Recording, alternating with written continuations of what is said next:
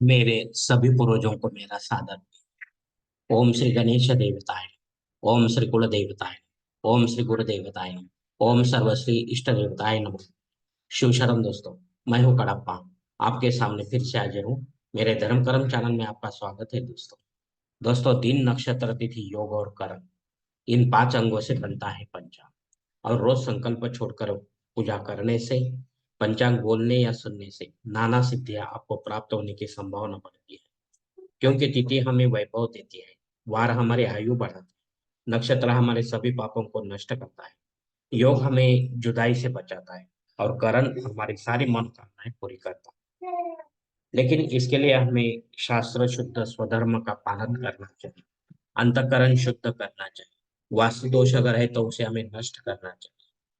हमारा भक्ति मार्ग शास्त्र विहित कर्मों से भरा होना चाहिए। आत्मा परमात्मा का मिलना हमारे जीवन का उद्देश्य होना चाहिए। इसके बाद ही हमें कोई सिद्धि प्राप्ति की आशा करनी चाहिए।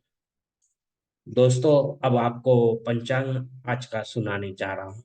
इसका उपयोग आप किसी भी धार्मिक कर्म कांड में आराम से कर सकते हैं दोस्तों।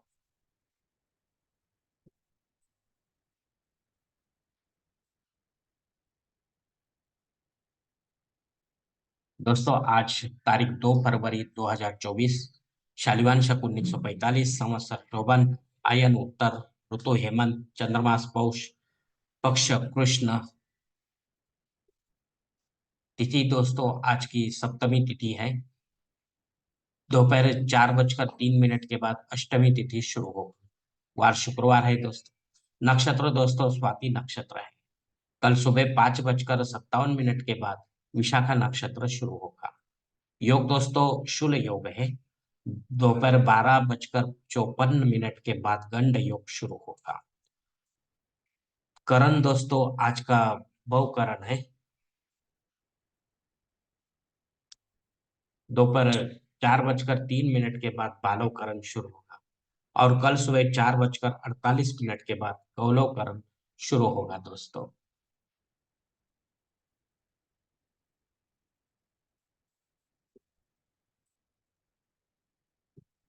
प्रमुख ग्रहों की राशि स्थिति सुबह 5:30 इस तरह होगी दोस्तों। सूरज जो है वो मकर राशि में होगा। चांद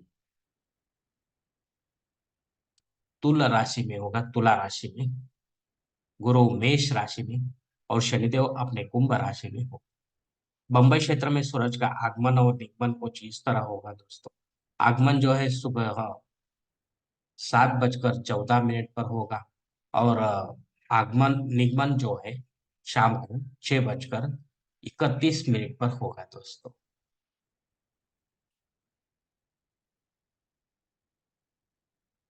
दोस्तों, इसी पंचांग के आधार पर हम आज के नित्य देव पूजा का संकल्प छोड़ने जा रहे हैं। इसके लिए आप अपने दाहिने हाथ की हथेली पर थोड़ा सा जल, थोड़े अक्षर, एक फूल या फूल की पंखुड़ी ले दोस्तों, और यह संकल्प बोलना शुरू कर। हर ओम शिव शिव शंभो राज प्रवर्तमान सद्य ब्रह्मणो द्वितीय परार्धे श्वेत वराह कल्पे वैवस्वत मन्वंतर कलियुगे प्रथम पादे जम्बूद्वीपे भरतवर्ष भरतखंडे मेरो दक्षिण दिग्भागे महाराष्ट्र देशे व्यावहारिक चांद्रमाने शालिवान शक 1945 प्रभादी षष्ठी संवत्सरों में शोभन नाम संवत्सरे उत्तरायणे हेमंत ऋतु पौष मासे कृष्ण पक्षे शुक्रवार वासरे स्वाति नक्षत्रे शूल योगे बहु करने सप्तमी शुभ तिथि वीर गोत्र में उत्पन्न मैं गणपा मोह पात दुरित क्षय द्वारा श्री पार्वती पति परमेश्वर प्रीत्यर्थ विधि विधान से पंचोपचार नित्य देव पूजा एवं इष्टलिंग पूजा करें। दोस्तों, यह संकल्प यहीं पर खत्म हो चुका है। अब आप आपके दाहिने हाथ के हथेली पर जो संकल्प का पानी वो सामने वाली थाली में छोड़ दें। दोस्तों, इस सिंगल संकल्प की काल मर्यादा जो है दोपहर 12:54 तक। इस समय के बाद अगर आपको कोई संकल्प छोड़ना है किसी धार्मिक विधि के लिए, तो कृपा करके आप ऊपर के बदले हुए पंचांग का सहारा लें, और नया संकल्प तैयार करें।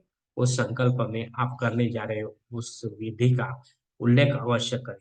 तब जाकर आपकी सेवा संबंधित देवताओं तक पहुंचेगी, और उन्हीं देवताओं का आशीर्वाद आप तक पहुंचेगा दोस्तों। आपका जीवन और भी सुखमय बन जाएगा दोस्तों।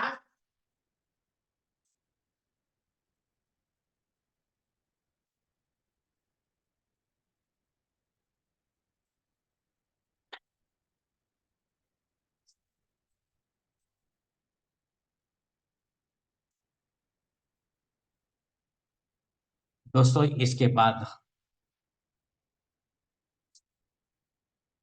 मुहूर्त विभाग में देखेंगे। इसमें धार्मिक विधि और उनके मुहूर्त काल दिए गए हैं। सबसे पहले सगाई के लिए मुहूर्त दिया गया है तारीख 2, 4, 6। गोद भराई के लिए कोई मुहूर्त नहीं है दोस्तों। गो नामकरण करने के लिए तारीख 2 और 4, ये दो मुहूर्त है। मुंडन करने के लिए मुहूर्त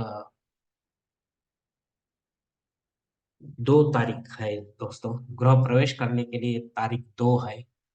ये एक ही मुहूर्त है दोस्तों।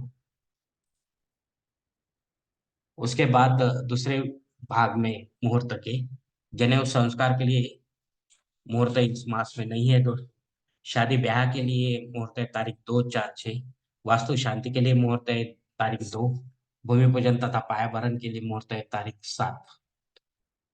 देव मूर्ति की प्राण प्रतिष्ठा करने के लिए मुहूर्त इस मास में नहीं है दोस्तों। दोस्तों ऊपर दिए गए कुछ मुहूर्तों की तारीखों में समय की पाबंदी हो सकती है। कृपया उसे जानने के लिए आप किसी जानकार से जानकर ही सही मुहूर्त का चयन अपने जन्म कुंडली के अनुसार करें, क्योंकि सभी मुहूर्त आपके लिए नहीं होते। और जब आपके लिए कोई मुहूर्त नहीं होगा, तब अपने फायदे के लिए पंडित के माध्यम से जबरन कोई नया मुहूर्त निर्माण न, या गौण संकट या आपातकाल के मुहूर्तों का भी चयन न करें। तभी आप सही मुहूर्त का पुण्य कमा पाओगे दोस्तों। दोस्तों अब पंचांग में दी गई कुछ अन्य महत्वपूर्ण जानकारी है, वो अब हम देखेंगे। पंचांग शुद्धि दोस्तों, उत्तम दिन है, कोई प्रॉब्लम नहीं। दिन विशेष दोस्तों, दोपहर 4:03 के बाद दग्ध योग शुरू हो रहा है।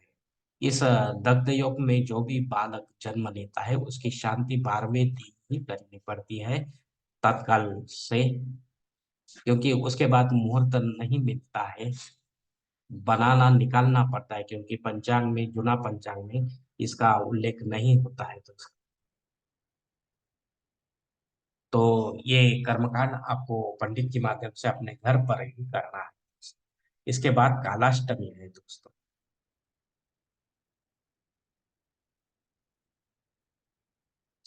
दोस्तों कालाष्टमी में जो काल भैरव का सेवा जो है, वो काल भैरवाष्टक पठन करना और उसका हवन करना होता है।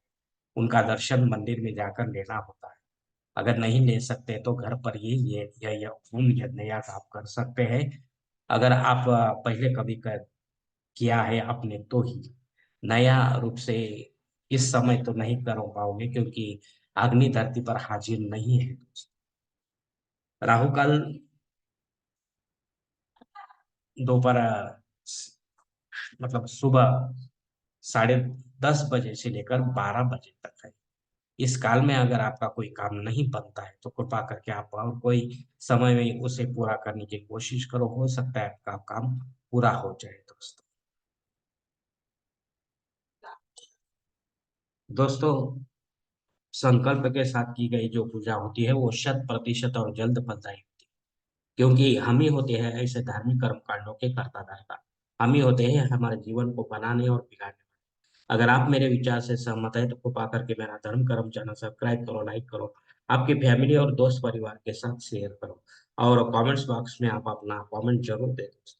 दोस्तों मेरा अगला वीडियो आप तक पहुंचने के लिए बेल बटन अवश्य दबाएं। धन्यवाद दोस्तों। हमारी अगली मुलाकात होने तक आप खुश रहे, आनंदी रहे और प्रसन्न। शुभ कल्याण। हरि ओम शिव महादेव।